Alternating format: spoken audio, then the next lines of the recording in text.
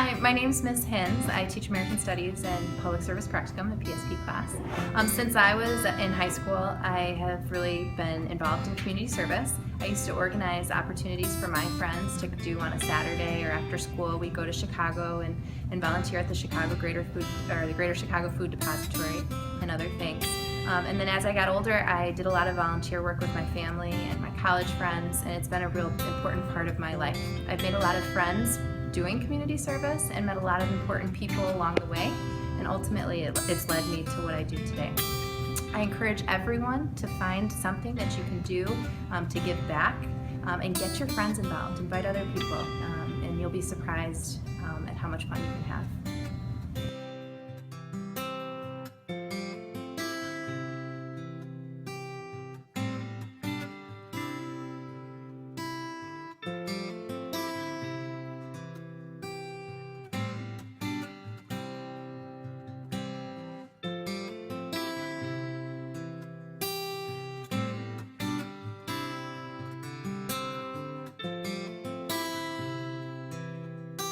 Hi, I'm Connor Gallianos. And I'm Derek Branson. And today we're going to be talking about random acts of kindness that we've done through the class of PSP. One random act of kindness that I did was I volunteered at Shop with the Cop at the Walmart in Waukegan. And what we did is we signed in the kids that didn't really have money to get gifts for the holidays, and it was a really life-changing experience for me.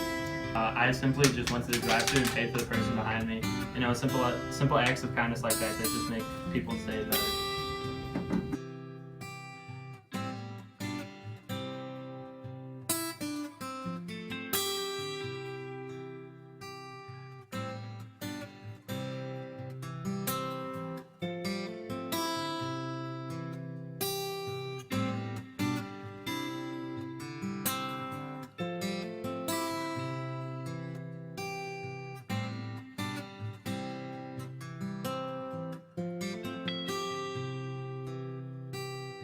To start a chain reaction or leave a legacy by defying others' expectations and by going above and beyond. I think nowadays adults have a really high expectation of teenagers, and through their actions every day they have the ability to defy these expectations. Through my class that I joined this year, PSP, my class and I have been able to defy expectations greatly through all the actions and community service acts that we've done. Together we have run several events throughout our community, including the Breast Cancer Walk, Wiftoberfest, and the food drive this year, which raised more than 10,000 pounds of food and monetary donations for those in need around our community. If students choose to do these actions daily in their own life, then they can defy the expectations that are surrounding them and stop complaining that people don't think highly enough about them in this world today.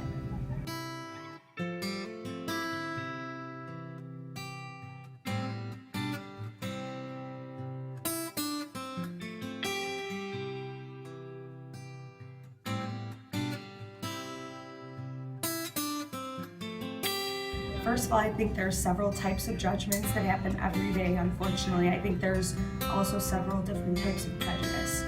So you can do two things. One, get educated. Stop the ignorance. Second thing you can do is take a step back from each situation, think about it, and do the right thing. Know what the right thing is to do, and do the right thing.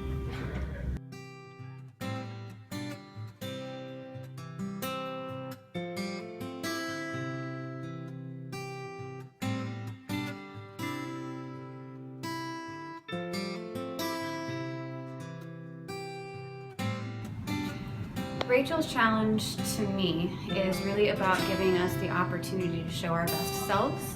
At least for me growing up, my mom was a social worker and my dad was in the military, so service was always a very strong component of how I grew up. My mom always went the step beyond what everyone else kind of did, and it left a very positive legacy for me and my sister, and I think that's something that I hope to carry through everything that I do as a teacher and as a human being in our society. We still do, my husband and I still do a number of service opportunities around the community, and I really hope that I think with this chain reaction of kindness that truly does make an impact. I saw that with my mom, with us, and with everyone that was around her. And I think that's true for every action that we take in our daily lives. We have the opportunity to defy expectations and be the people that go the step above what people expect us to do, and really to do our best to help the community around us. I think that Rachel's Challenge gives us the opportunity to really show compassion and to really show who we want to be and really trace down our dreams and to live those, which I think right now really does challenge expectations, because it's challenging ourselves to really be the best that we could possibly be.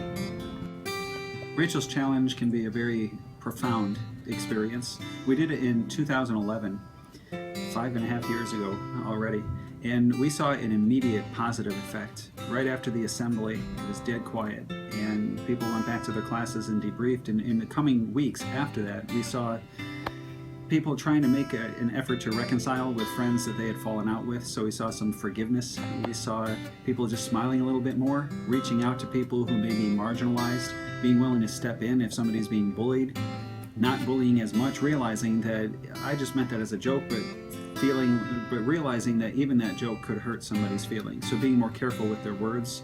We saw little acts of kindness, like just opening the door for somebody or saying hello, thank you to the cafeteria workers, good morning, that kind of stuff. And we saw some bigger attempts to have a chain reaction. We saw people wanting to put on events and start new clubs. And by the time you're seeing this, we will have already seen Rachel's Challenge, and it will have been a week. So it's a good opportunity to reflect.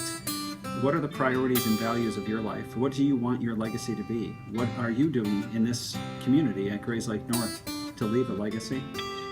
All freshmen put their handprints on the ceiling, and you can find them in the school. And the whole point of that activity is to ask the question, what kind of mark do you want to leave? Everybody is going to leave a mark. What kind is up to you? And we hope that Rachel's Challenge will inspire you to consider that.